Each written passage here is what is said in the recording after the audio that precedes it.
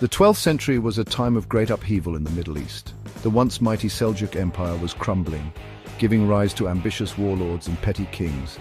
Nowhere was this struggle more intense than in Syria, a land of strategic importance and ancient cities. Damascus, Aleppo, Hama. These cities were prizes worth fighting for, sitting astride trade routes linking the Mediterranean with the riches of the East. Caravans laden with silk, spices and ivory brought wealth and prosperity, but also danger. The Byzantine Empire and European crusaders eyed the region, making Syria a battleground for competing forces. It was in this crucible of conflict that a young Kurdish warrior named Saladin would rise to prominence.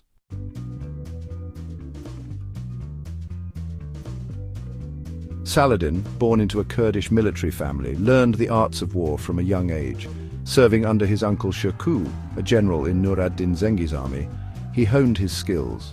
In 1169, Saladin was appointed vizier of Egypt, proving himself a shrewd administrator and gifted commander. When Nur ad-Din died in 1174, Saladin saw an opportunity to fulfill his former master's vision of uniting Syria and Egypt. His ambitions brought him into conflict with the Zengids, led by Nur ad-Din's young son As-Salih Ismail al-Malik. The stage was set for a confrontation that would decide the fate of Syria, known as the Battle of the Horns of Hama.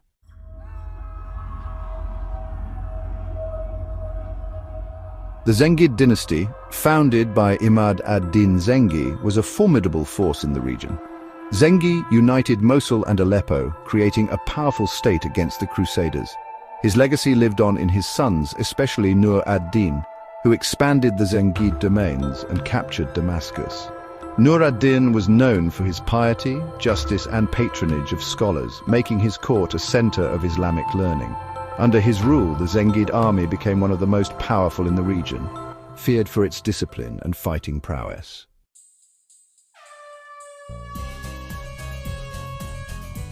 When Nur ad-Din died in 1174, his young son, As-Salih Ismail al-Malik, inherited the Zengid throne. Despite his youth, As-Salih possessed a keen intellect and strong will, determined to live up to his father's legacy. However, his grip on power was tenuous, with powerful emirs and rivals seeking to exploit his inexperience. Saladin, once a loyal servant of Nur ad-Din, saw a chance to seize control of Syria. As-Salih, wary of Saladin's intentions, sought to consolidate his power and rally support against him. Influenced by his advisors, As-Salih prepared to meet Saladin on the battlefield to defend his inheritance.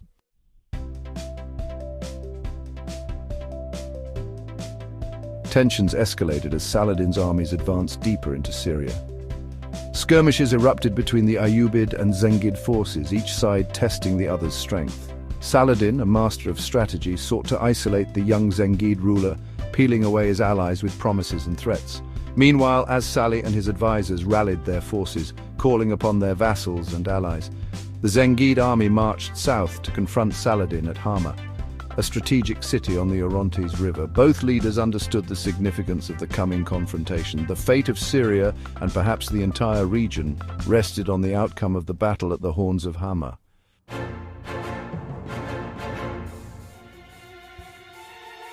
The spring of 1175 saw the arid plains around Hama transform into a stage for a clash of titans. Saladin, a seasoned commander, led the Ayyubid forces, a disciplined mix of Kurdish cavalry, skilled archers and Nubian infantry. Opposite him stood the young Zengid Sultan, As-Salih, flanked by his experienced advisors. The Zengid army, representing the legacy of Nur ad-Din, was bolstered by contingents from their allies.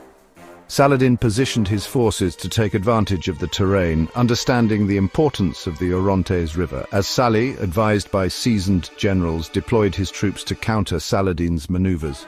The fate of Syria hung in the balance as both sides braced for the inevitable clash of arms. The air crackled with tension as the armies arrayed themselves for battle.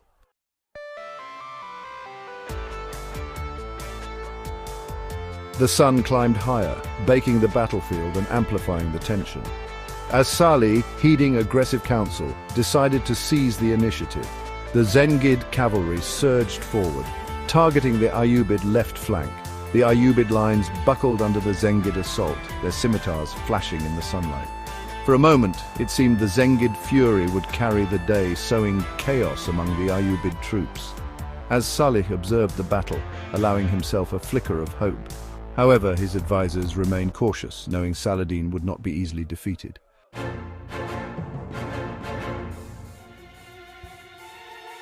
The initial Zengid onslaught had not caught Saladin entirely off guard.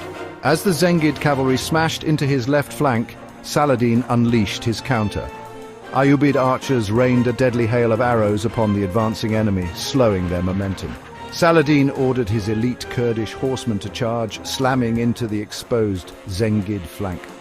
The battle lines dissolved into a chaotic melee with individual acts of heroism and barbarity. Saladin rallied his troops, maintaining his composure and urging them to fight with courage and discipline.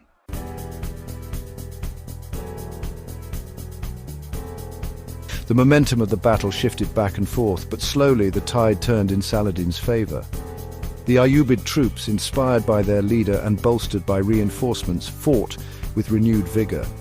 The Zengid army, their initial assault blunted, began to show signs of fatigue and struggled to maintain cohesion. Sensing victory, Saladin unleashed his veteran Nubian archers. He devastated the Zengid flanks. The Zengid army began to crumble, their lines breaking and soldiers fleeing the battlefield.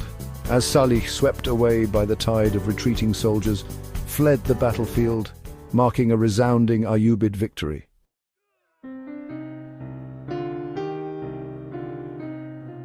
The dust settled on the plains of Hama, revealing a scene of utter devastation. For Saladin, the victory at the Horns of Hama was complete, with the Zengid army routed and scattered.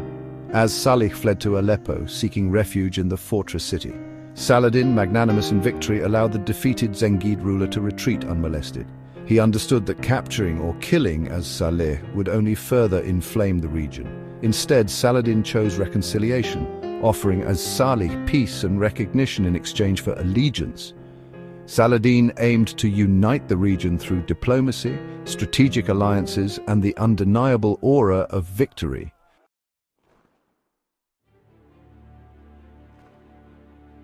Section 2. The Victor's Peace, Consolidating Control. The victory at Hama sent shockwaves throughout Syria and beyond. Saladin's reputation as a brilliant military commander soared. From Damascus to nomadic tribes, his name was whispered with awe. Local rulers rushed to offer their allegiance. Some admired Saladin's piety and prowess. Others saw an opportunity to secure their positions. Saladin received these overtures with grace and calculation. He understood the importance of consolidating his gains. He treated his new vassals with respect and honor. Loyalty freely given was more valuable than forced obedience. Yet Saladin was not naive. He knew power needed to be secured. He established garrisons in strategic cities. He reformed the tax system to fund his army and projects. He patronized scholars and religious institutions, cementing his image as a just ruler.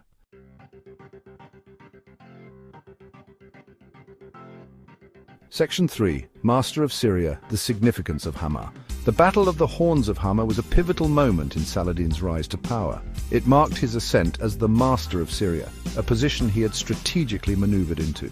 With the Zengid threat subdued, Saladin turned his attention to expelling the Crusaders from the Holy Land. Hama provided him the platform, resources and reputation to unite the Muslim world. The victory resonated far beyond Syria, celebrated across the Muslim world. It galvanized Muslim morale and inspired a new generation of warriors. More importantly, it instilled dread within the Crusader states. The Christian kingdoms now faced a united Muslim force led by Saladin. The Battle of the Horns of Hama shifted the balance of power, setting the stage for epic confrontations.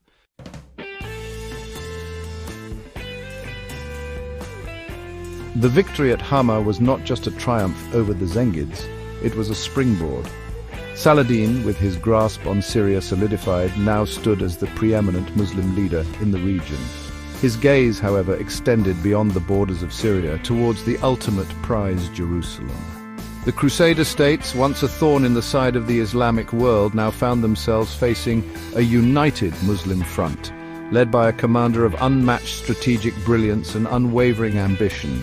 Saladin, a devout Muslim, considered it his sacred duty to liberate Jerusalem, the holy city, from Christian control. The Battle of the Horns of Hama, by securing his northern flank, had removed a significant obstacle on his path to Jerusalem. He now had access to the resources, manpower, and strategic depth needed to challenge the Crusader Kingdom of Jerusalem head-on. The victory at Hama also had a profound psychological impact on both sides. For the Muslims, it was a source of immense pride and inspiration, a sign that the tide was turning in their favor. It instilled a renewed sense of unity and purpose, galvanizing support for Saladin's leadership and his vision of a Muslim world united under one banner. For the Crusaders, the victory was a sobering reminder of the resurgent power of their Muslim adversaries. The days of exploiting Muslim disunity and launching relatively unchallenged incursions were over.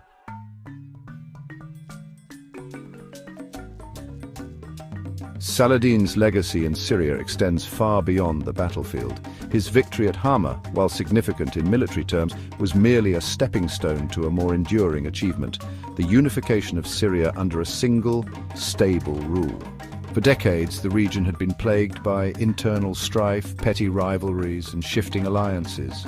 Saladin, through a combination of military prowess, astute diplomacy, and shrewd political maneuvering, brought an end to this fragmentation, forging a sense of unity that had eluded Syria for generations. He understood that a divided Syria, weakened by internal squabbles, would always be vulnerable to external threats, whether from the Crusaders in the west or the ambitions of other Muslim rulers in the east. Saladin's rule ushered in an era of stability and prosperity for Syria. He reformed the administration, making it more efficient and less prone to corruption. He invested in infrastructure projects, repairing roads and bridges, and constructing caravanserais which facilitated trade and travel. He patronized scholars and artists, making his court a center of learning and culture. Under his rule, cities like Damascus and Aleppo flourished, their bazaars overflowing with goods from across the known world. Saladin's Syria was not a monolithic entity. It was a diverse realm, home to a mosaic of ethnicities and religious communities. He was known for his tolerance and his just treatment of non-Muslims, a stark contrast to the often brutal policies of the Crusader states.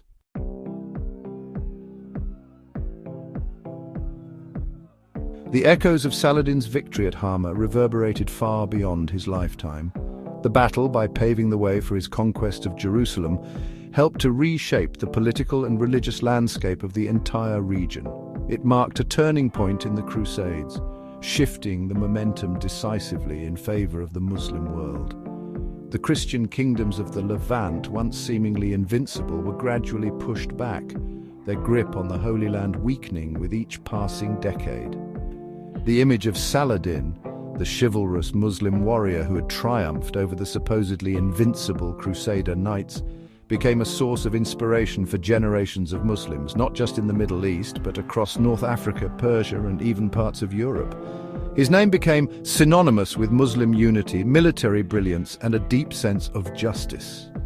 Even in the West, where he was often portrayed as the antagonist in Crusader chronicles, Saladin earned grudging respect for his military skills, his chivalrous conduct, and his unwavering piety.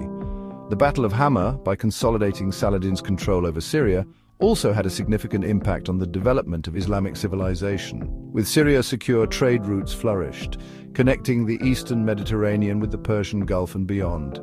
This facilitated the exchange of not just goods, but also ideas, technologies, and artistic styles.